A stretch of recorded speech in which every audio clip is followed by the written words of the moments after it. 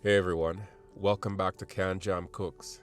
Today we're diving into a Jamaican classic, fried dumplings, also known as Johnny cakes. These are crispy on the outside, fluffy on the inside, and are absolutely irresistible. Whether you're pairing them with ackee and saltfish or a stewed chicken, or just enjoying it by itself, you're gonna love this recipe. So let's get started. For this recipe, I use 5 cups of all-purpose flour, 2 tablespoons of baking powder, 1 teaspoon of salt, 3 teaspoons of unsalted butter, and 1 3/4 cup of cold water. First, grab a bowl and a strainer. We're going to be sifting the dry ingredients. Sifting will incorporate air into the flour, making it lighter and easier to mix into other ingredients. Sifting will also break up any lumps in the flour.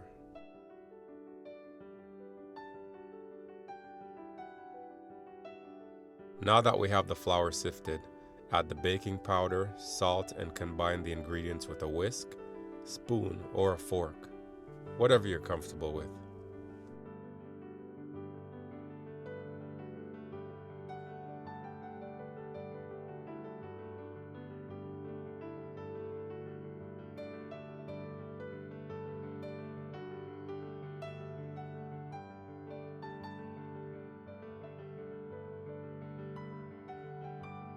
Next, add the cold butter. Use your fingers to rub the butter into the flour mixture until it resembles a breadcrumb consistency.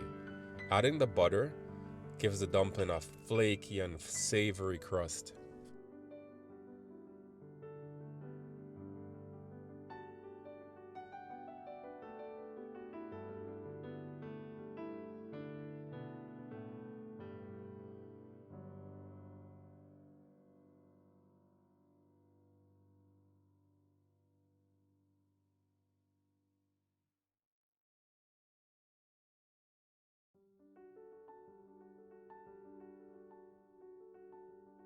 I found using 1 3/4 cup of water gave the dough the perfect consistency. Add the water to the flour in small increments while mixing with your hands. The aim is for a soft and somewhat sticky dough.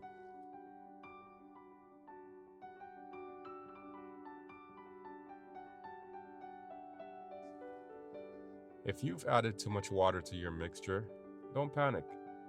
Grab your strainer and add 1 tablespoon of flour at a time and knead it in until the dough tightens up.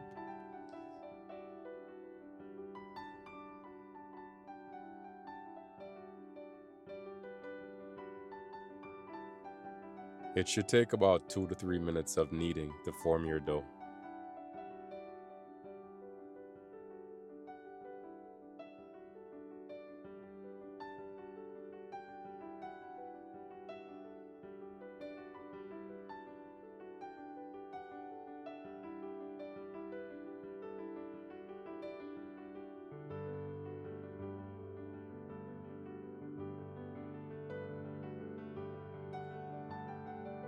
One of the most overlooked steps of making a good fried dumpling is resting the dough. Resting the dough allows the gluten to relax.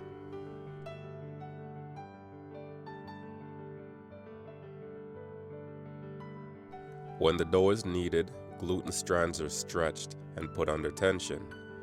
Resting allows the strands to relax and redistribute stress, making the dough softer and easier to work with.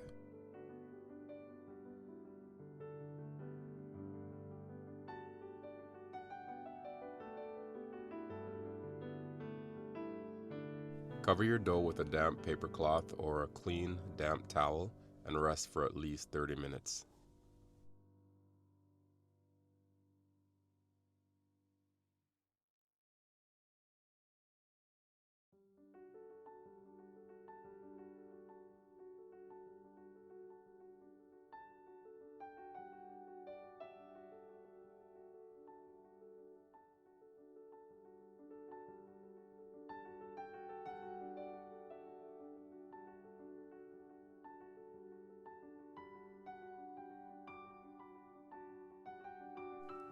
For the next step, I like to roll and press all my dumplings and keep them assembled.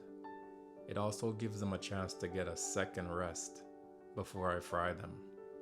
But this step is up to you. This is where you can become creative. You can roll them into whatever shapes you feel like. Here are a few examples of how I would shape my dumplings.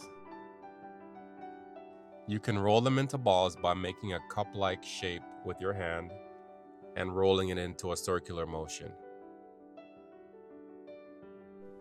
You can fry them just like this, but I prefer to press them so that it fries more evenly during the cooking process.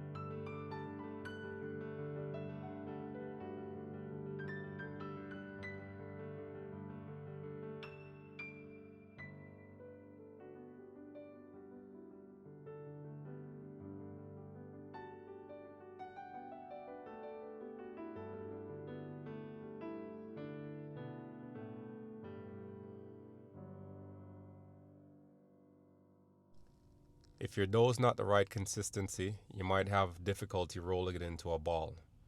Try this next step, which is my preferred method.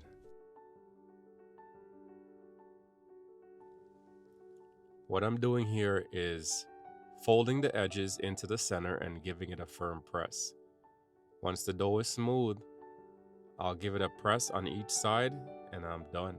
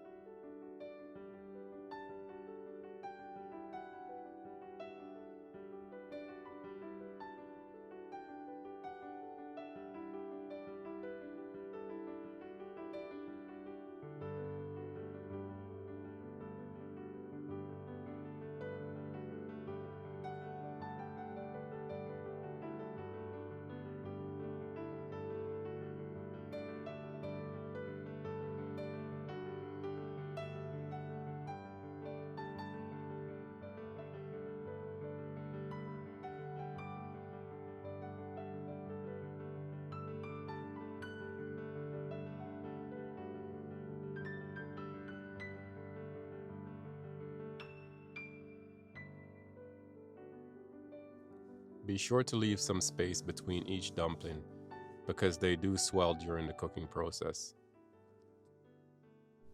Keep an eye on them, flipping them every 60 seconds.